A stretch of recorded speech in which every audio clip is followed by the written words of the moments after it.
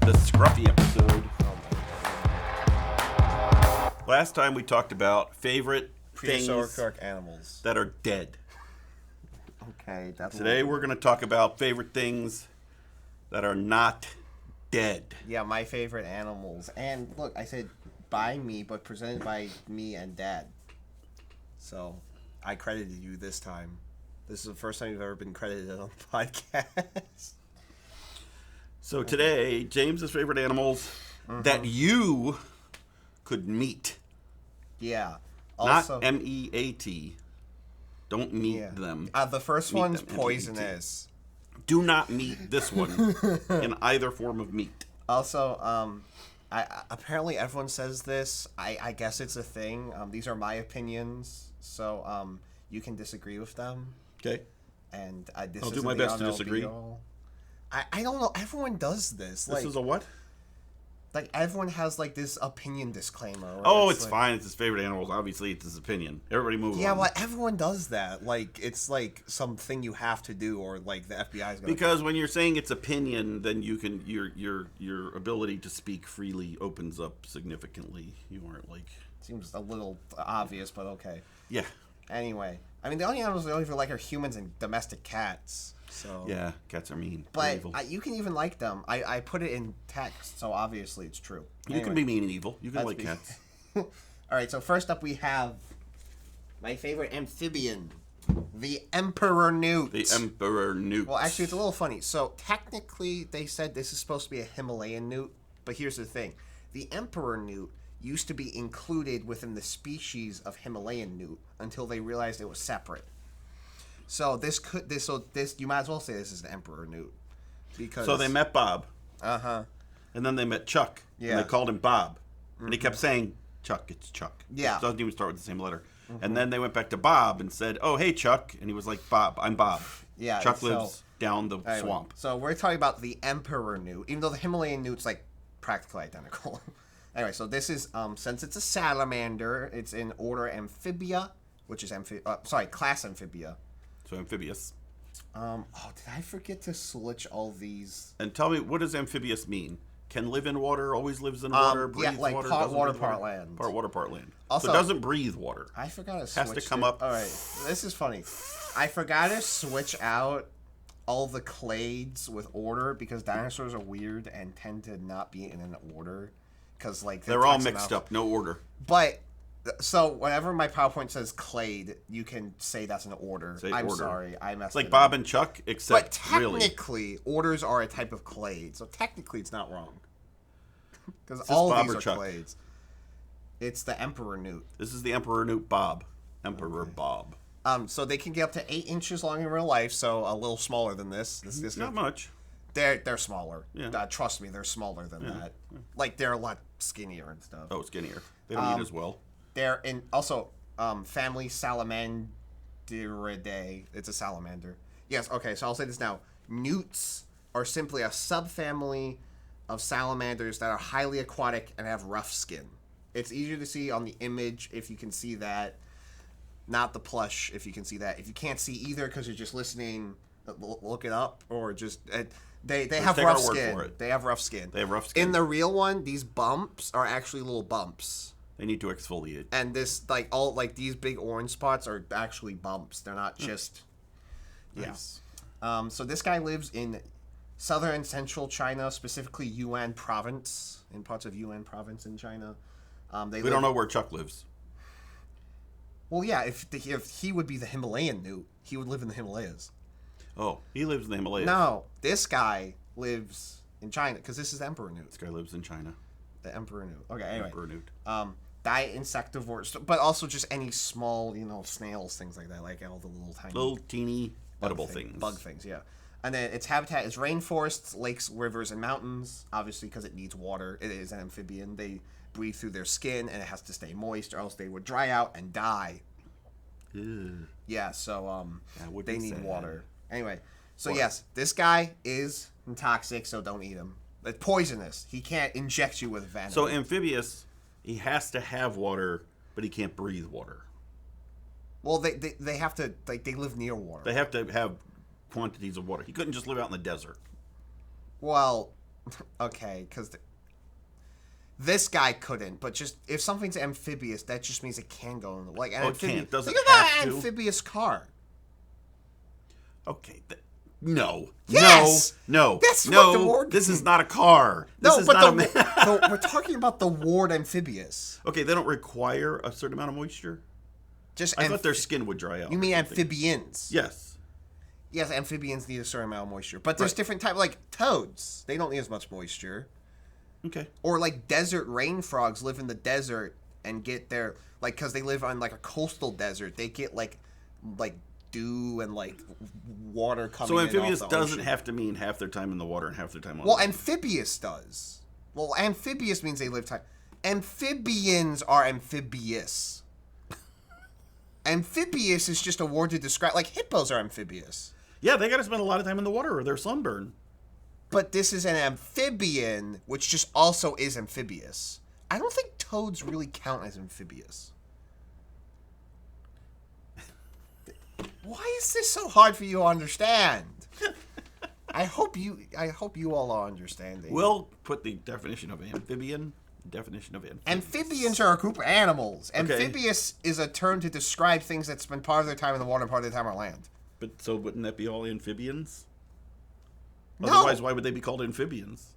Well, why is the zebra shark called a zebra shark if the adult has spots? Because the baby has stripes. But that's- Oh, I knew that one. Yes, but still, you Ding, get... ding, ding, ding, ding, ding, ding, ding. Okay, we're moving on from this. I'm trying to be educational. That's making this confusing. They learned a lot. Anyway, so this, you can see it's orangish red, and I love red. That's why it's one of my favorites. I like the bumps on it. And Brickfield Zoo they did a post. It was like all animals with like names that are kind of not true. And the last one was the emperor newt. It has not been an emperor that we know of. So, all we know, this guy used to rule the world. And the I just thought that was funny. the winner, the conqueror, writes the history. So he could have been an emperor, been conquered, and then he just didn't get to write the history. So yeah, this is the emperor newt. The emperor Newt. But next up, we have my favorite reptile, which is none other than the Gila monster. Gila monster. This Also, is actually, a Gila monster is usually about this big. Yeah, also, unfortunately, I don't have a book with the emperor newt in it. I was very sad. Gila monster. So we're moving on to Gila monster with no book section. I'm sorry, guys. That's okay. But Gila monster. Gila monsters are cool. Go to the aquarium, you'll see one. The aquarium. I thought they had one at the aquarium. They have skinks. Oh, skinks. Where did they? I thought they had one. Brickfield Zoo has Gila. I thought they had one out one day and they were Maybe. showing it. Oh, They were showing off a venomous lizard. maybe not. All right. So Gila monster, scientific name, Haloderma suspectum. I guess they were suspect of the fact that it was venomous. I don't know. Probably should have looked that up. Anyway, so it's a reptile, order Scromata, which includes lizards and snakes.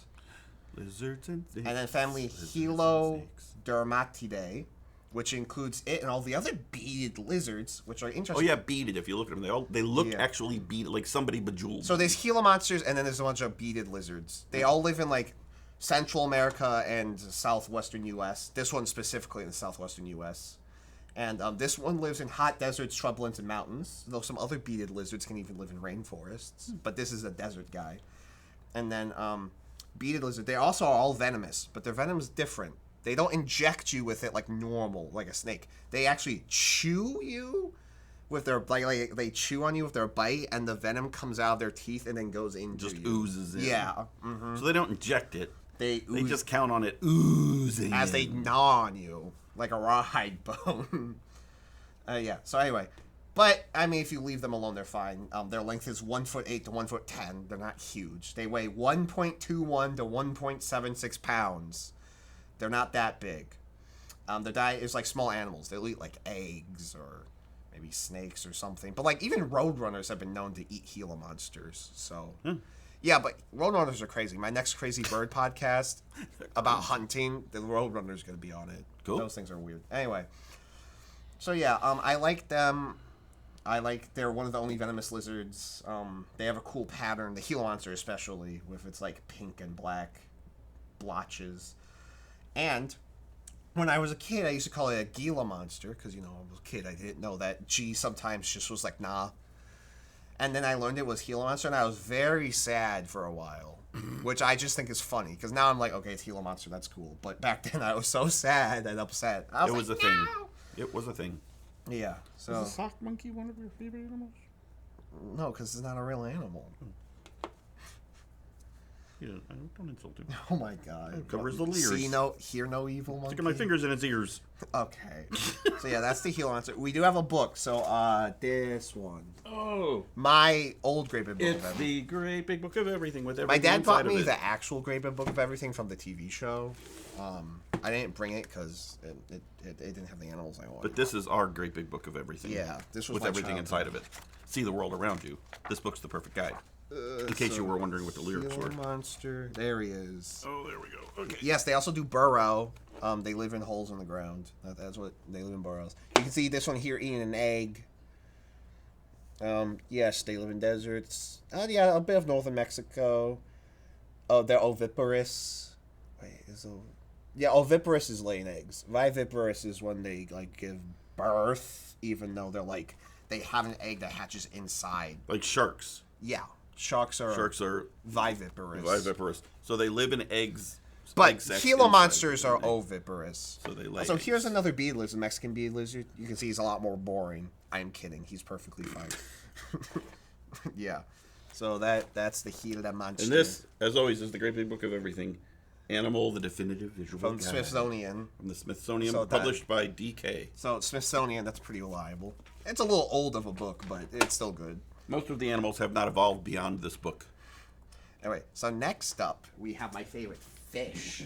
That of course is the green moray. Gynothorax. We'll get there. Gynothorax funibris. So it's a fish, so it's in class Actinopergilli. Yes, eels are fish. Bony fish specifically. That's Actinopergilli. Clade Anguilliformes and family Muranidae. Now, green morays are quite large. They can get 5 foot to 6 foot long, so they can get quite big. They're not the largest morays, but they're up there. They can weigh up to 65 pounds. Big deal. They're piscivores. They eat fish. Huh. That makes sense. They live. That would make sense. Yeah. They probably don't eat cattle. Their habitats include seagrass beds, coral reefs, rocky coasts, mangrove swamps, and just like the coastline in general. Okay. In the water, obviously, they don't. And They don't salt, sunbathe. and they're in salt water. So, Their these range is the central eastern Atlantic, so like the Caribbean and Florida, things like that. Yes, so this is like the moray eel. are these ears or gills? I think that's gill. It's I think gill. that's supposed to be a gill. like a wee bit there. Yeah, this is Safari LDD toy, so that's really good to figure. Okay. Wild Republic plushes are also really good. I have no idea what this heel monster's from. Ah, it's Safari LTD. Never mind. Yeah, Safari LTD. See if they make good stuff. Anyway. It's like one big rudder. Yeah, they undulate sideways through the water. But moray eels actually spend a lot of time sitting. I mean, if you've been at the aquarium, they just sit in rocks. So, back when the shed, I haven't been since they replaced it, but they used to have the big Caribbean tank in the middle. They now have like a one that like splits between a salt and freshwater. So it's kind of like, it's educational, it's good. Anyway, there used to be the big Caribbean tank in the middle. And in there, they would have a big moray eel. And he was older, because they get brighter green as they get older. So, like, I think this image here is an older one. Because, like, when they got newer ones, they were very dark green.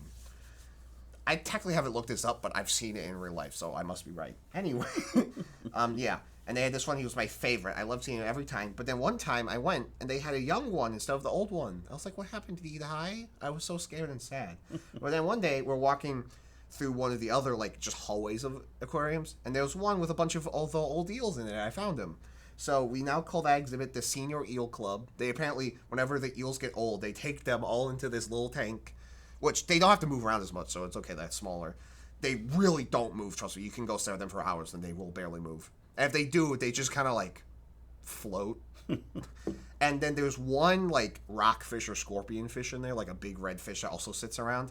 And I pretend that, like, every Tuesday he deals out Go Fish games. He's the moray dealer eels- and the bartender. And the moray eels play, and they're all, like, really old grumpy men. So my dad calls it, what do you call it? The Senior Eel Club. Yeah, so I don't know if it's going to be the same because they're renovating the aquarium. Yeah, we have but to go back when they hopefully, you'll still be able to see the senior eel club. There will be moray eels somewhere at Shed Aquarium or others. There's a lot of different species of moray. I bet eventually we'll talk about some others on the podcast. So yeah, this is the moray eel, and he is my favorite because of senior eel club. Also, we learned about this that especially in aquariums, because they live longer than they would in the wild. Because they don't have to like fight to survive. Basically, they tend to get cataracts because they get so old. They just always get Their cataracts. eyes like calcify. But if they're in the aquarium, it doesn't matter. So all the ones in Senior Eel Club have cataracts, but they're fine. Yeah. They get fed. They can sense it with like smell and like. I haven't looked at it. I bet they have something like the sharks where like they can sense vibrations in the Electromagnetic or water, something like yeah. that. Yeah. So they're chill. Yeah. Very chill guys. Anyway, next up, so second to last. You'll be surprised. It's not my bird. Is my second favorite animal because there's one that outranks it just because it's really cool. But anyway, oh wait, book. Which one? Wait, biggest one for the moray eel. I'm sorry, I forgot. This is an old book from when I was a kid. It's pretty cool though. You get to see like a lot of the animals compared to each other. I passed it. Here we go. Here's the green moray. Their bites are not poisonous. Okay, so this book, just ignore the book, but like this is an older book from when I was a kid, but it's still kind of cool to see like almost older art styles and all the animals compared to each other. Mm-hmm. And no, green morays are not venomous. These divers are just wrong. And its bite's not poisonous, never mind. But it may get septic. Well, any bite can get septic. You're not special. Yeah, that's... Yeah, 7 feet. Yeah, they're pretty big. So yeah.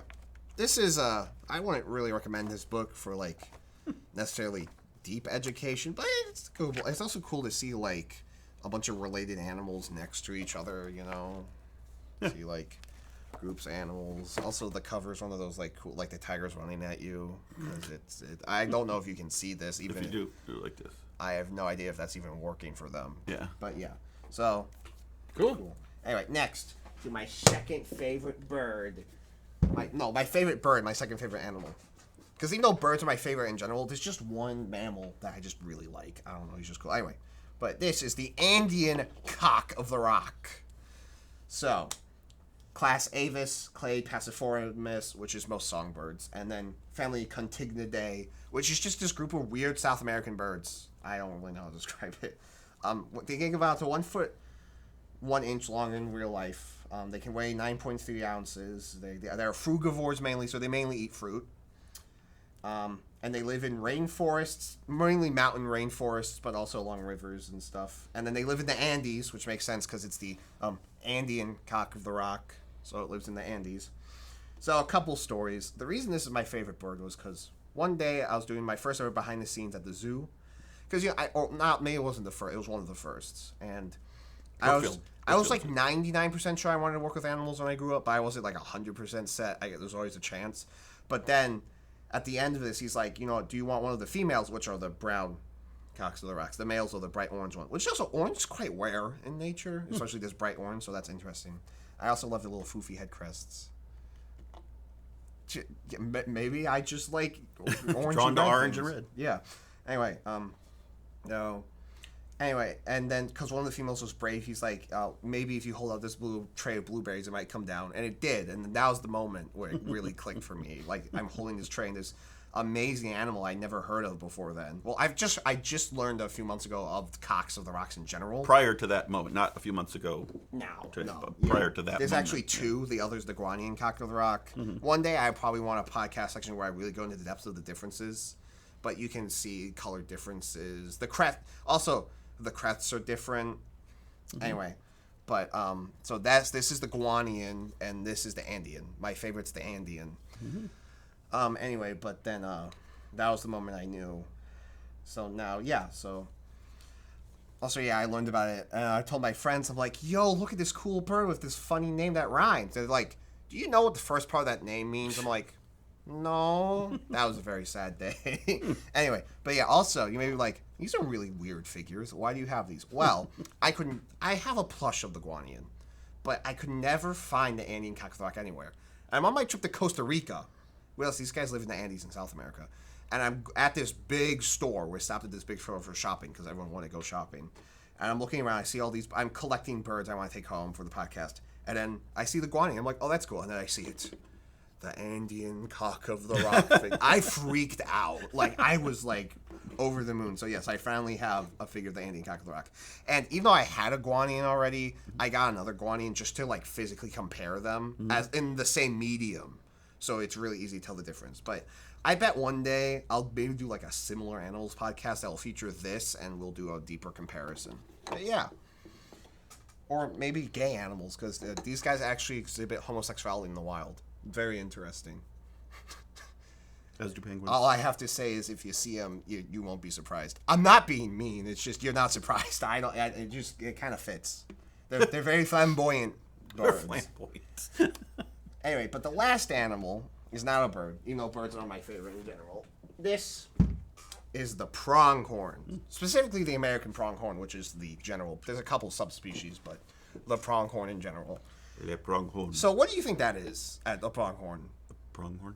But okay, like what type of animal do you think a pronghorn is? Deer type, moose, antelope. Nope, it is not. So that's the thing. It's usually called an antelope, Okay. but it is not a deer or an antelope. It's its own thing. Deerlope? Nope, it's different. It's just its own thing. They are mammal class Aerodactyla, the order Aerodactyla. They're still in, Okay. but their family is Antilocarparidae, which is just them, and all their extinct relatives and stuff. They're interesting. So they're not deer or antelope. So antelope never shed their horns. Period. Deer shed their antlers once a year. That's horn antler. Yes. Antelope have horns. Deer have antlers they shed. Right. Pronghorns have horns. Conveniently, they didn't mess that up, but and they do shed them kind of. A sheath comes off every year. Oh, a hard sheath. It's not that hard, but yes. What's the ones that make the empty hard? Are you thinking of like a goat horn? Maybe goat horns and stuff. Well, they don't shed. I don't know if they sheath off. Oh, I thought something. But sheathed off. pronghorn, Anyway. it's like a sheath of it comes off. Okay. And So instead of scraping off like the velvet of antlers, Yeah. it comes off in a big sock. yeah, Okay. and it's kind of like cardboardy. I almost want like that's what texture? I've never held one, but Right. that's what it looks like. It's not super thick. I don't think. Okay.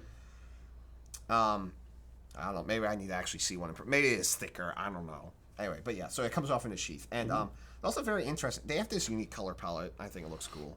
And guess how fast they can run? 65 miles an 60. hour. Oh. But they're like, I want to say they're like, are they the second fastest or the fourth? They're really fast. And it's like, well, why are they fast? They live in America. What, a wolf isn't going to catch it. Well, back in the day, there used to be the American cheetah. And so it's theorized that they ran that fast out on the American cheetah, which wasn't a cheetah, wasn't like a cheetah. Like, it wasn't super close related to cheetahs. And probably was more like a cougar. But still, it was, But it was fast. really fast. It was faster. Right. Okay. So that's why the pronghorn probably wanted to run so fast. Also, no, it can run 60 miles an hour for, like, miles. As opposed to the cheetah that could only run in spurts. So, like, not only is it fast, but it's a really fast endurance runner. Anyway, so, yeah. So it's cross country, and the cheetah is a sprinter. Yeah, but then it's funny because now, like, the cheetah went extinct, and the pronghorns are like, I'm just not going to slow down now. Yeah, like, just, why not? If I slow down, lots of other things will eat me. Yeah, so they're just still that fast. And they're very wide-ranging across central North America. And there's different subspecies. Some live more southern in, like, the warmer deserts. But these guys are more found in, like, the Great Plains and, like, even up in Oregon. That used to be its own subspecies, but now it's classified within the main subspecies. So, like, cold desert and prairie. So kind of like chillier grassland. Not Arctic, but, like, temperate grasslands is more where it lives. Nice. Yeah, and then so also this also is not just a mountain animal. It was around during the Ice Age and stuff. Cool. Because it's been around for 2.5 million years. 5 million years. Yeah, and then also Very I've little only gray seen hair. them once, I believe, maybe once or twice. But the one time I really remember seeing them was at Columbus Zoo, and I was so excited because it's the first time I ever saw one. But we're about to go on a giant trip, and one of the places we're stopping is Columbus Zoo. So I can't wait to see. And they just redid their whole North America section. Mm-hmm. Like, it's really nice now. I don't really know anything about it, but yeah, I'm super excited. I want to see Pronghorns again. Report when we get back. Yeah. And I'm thinking our next podcast or two, or however many we decide, will be about this trip, because we're stopping at, like, let's see, so it's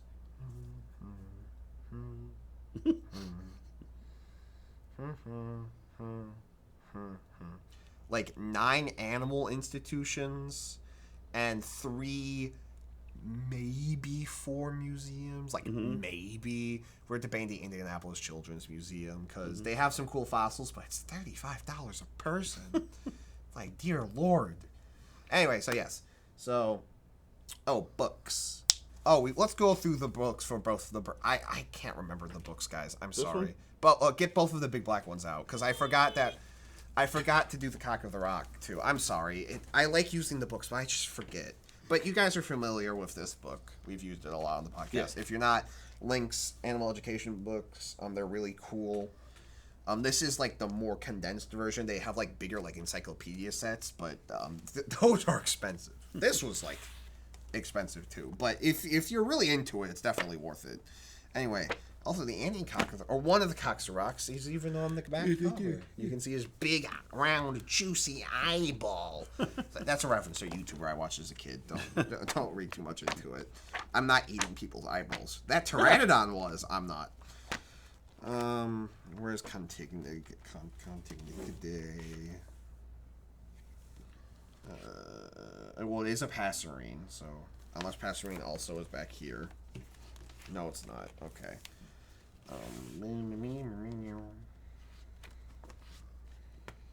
There's a lot of passerines. So for reference. Oh, okay, we'll get that later. This is all non-passerine birds. So, like hawks, toucans, eagles, emus, waterfowl, yada, yada, yada, right? So this is half of them in this book.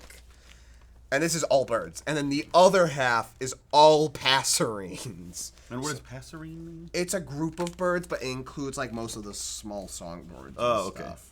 There's exceptions. Non-raptors. No, there's no. It's just no ducks, no emus, no. It's just Okay. most all songbirds, I think, are passerines, and there's Okay. lots of the smaller birds. Okay. Where's Contigny today? So many types of birds. Kind of getting out of hand.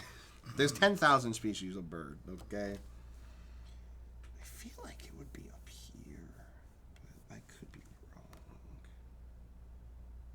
I might just have to kind of look around.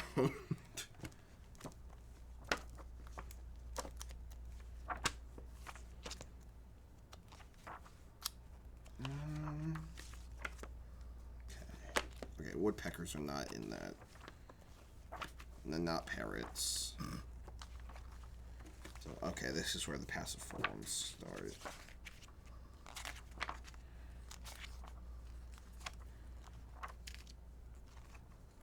So I should have looked for this ahead of time. Phil, say something, Dad. Something.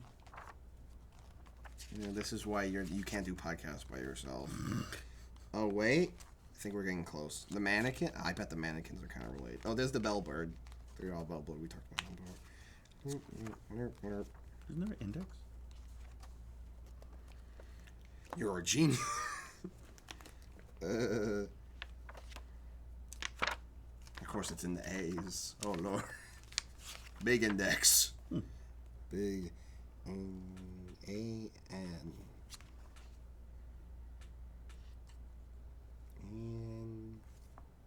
Andean 449.